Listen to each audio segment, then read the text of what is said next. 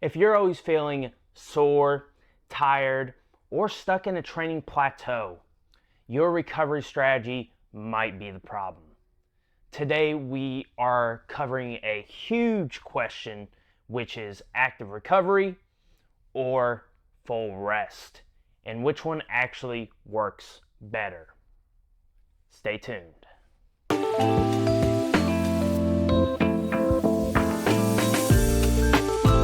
Now let's go ahead and hop into the purpose of recovery. Well, gains don't actually happen when you are training. They are happening when you are recovering. Training creates a stress. Recovery creates an adaptation. Now, both active recovery and full rest have their benefits, but they both work differently.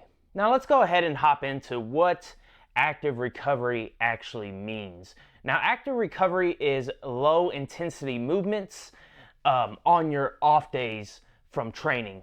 Now, these low intensity movements are going to be keeping your heart rate anywhere between 50 to 60% of your heart rate max. Some examples of active recovery, they could be things such as a nice brisk walk, also an easy cycling session, incline treadmill, for example, yoga and stretching, mobility work, and then last but not least, maybe an easy swimming session in the pool, for example. Some benefits to active recovery, you're going to be looking at increased blood flow, and then reduced soreness. It's also going to help with fatigue management. It's also going to keep your movements sharp. Now, what is a full rest day? This is a day with no structured exercise. You're going to be focused on things such as sleep and hydration, nutrition, and stress reduction. A full day's rest also lets the CNS recharge, not just the muscles. And if you remember from last week's video, we did touch on CNS fatigue and muscular fatigue and how they're different. So this kind of all ties in a little bit, especially with that full day of rest, really getting the CNS a time to recover and adapt. This is great after a heavy lifting day, a max attempt, so if you're doing a whole bunch of 1RMs, sprinting, and then if you just have high stress overall. Now, when to choose active recovery, I would say active recovery is best used when you are feeling stiff, tight, mildly sore. You want to boost movement quality, so basically you can call this day a mobility day. You're prepping an athlete for a performance day, or you struggle with recovery and you hate taking days off. Why it works: movement increases circulation. Muscles heal faster when you stay loose and mobile. Now, when to choose full rest. Full rest is best when you are experiencing CNS fatigue. And some examples like I touched on in last week's video are going to be things such as low motivation, slow bar speed, or brain fog.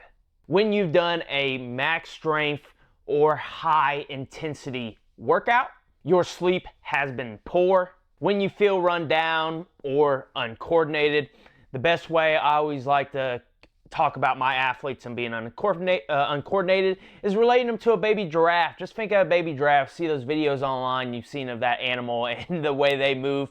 That's how you can be very uncoordinated. That's one example of feeling unright or unjust, like you feel like you can't move around properly. Last but not least, you're hitting PR attempts too soon. Rest helps restores the nervous system, hormones, and mental energy. Now, which one is better? You're probably wondering yourself after watching this. Well, neither is the best, okay? They are both tools. Think of them like nutrition, for example. You only don't just need protein or carbs.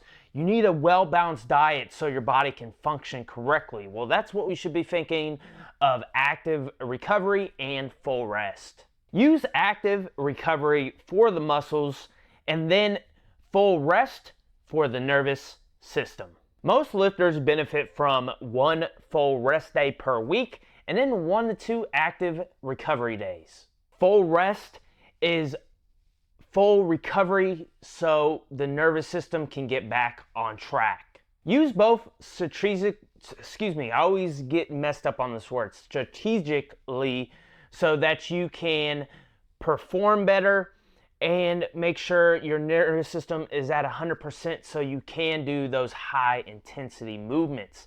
So basically combining these two is going to be an excellent way to making sure your muscles are at 100% and your nervous system's at 100% so that you can perform better at all and get better gains overall. Because remember, gains happen on your rest days. They don't happen in the gym. They don't happen on the training. That just causes the damage. Adaptation happens with the recovery.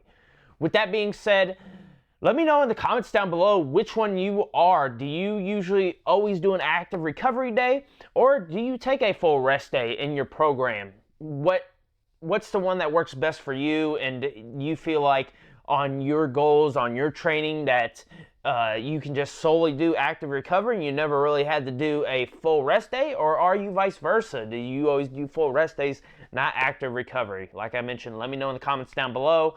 I appreciate you all spending a little bit of time of your day to learn more about active recovery and full rest. It's really going to be a game changer in your program and your workouts for sure.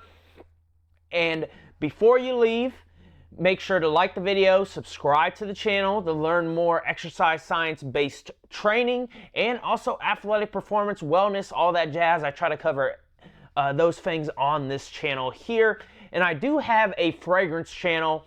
It is in the description down below if you want to smell good overall in the gym, just out in public, at work, whatever. I got you covered in that department, so make sure to check the channel out. And before you leave, there will be two things at the end of the video, and there are two more videos for you.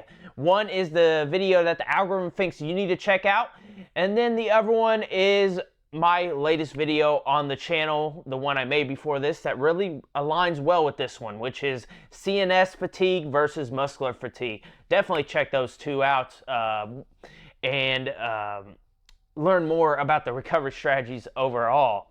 Now, with that being said, I hope you all stay healthy, be positive, stay true, and I'll see you all in the next video.